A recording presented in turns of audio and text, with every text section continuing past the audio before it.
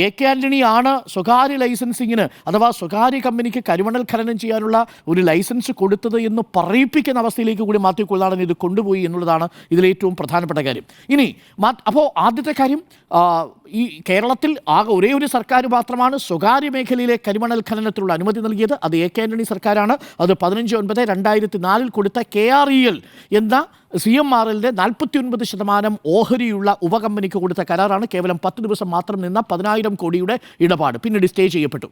ഈ കരാറ് യഥാർത്ഥത്തിൽ റദ്ദാക്കുന്നത് പിണറായി വിജയൻ സർക്കാരിൻ്റെ കാലത്താണ്. VSന്റെ കാലത്താണ് ഈ കരിമണൽ ഖനനം എന്നുള്ളത് കേരളത്തിൽ പൊതുമേഖലയിൽ മാത്രമേ നടക്കുകയുള്ളൂ എന്ന ആർജവമുള്ള നിലപാടെടുക്കുന്നത് VS സർക്കാരിൻ്റെ കാലത്താണ്. അന്ന് ഇന്ത്യയിൽ മറ്റെല്ലായിടങ്ങളിലും കരിമണൽ ഖനനം സ്വകാര്യ ഏജൻസിക്ക് നടത്താമായിരുന്നു എന്നുവരെ 2019 ദേശീയ നിയമം വരുന്നതുവരെ.